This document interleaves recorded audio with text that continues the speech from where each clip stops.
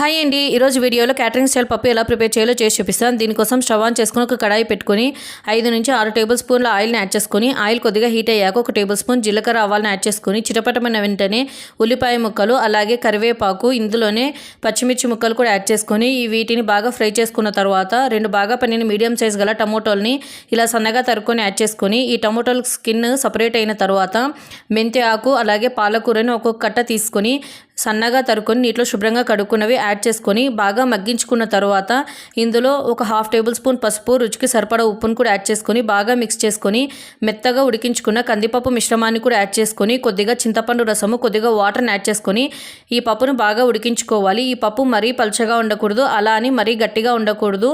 చాలా సూపర్గా ఉంటుందండి. ఒకసారి మీరు కూడా ట్రై చేయండి. ఇలా బాగా ఉడికించుకున్న తర్వాత కొత్తిమీరతో గార్నిష్ చేసుకొని వేడి వేడి అన్నంలోకి తింటే చాలా సూపర్గా ఉంటుంది. నా ఛానల్ని సబ్స్క్రైబ్ చేసుకోండి.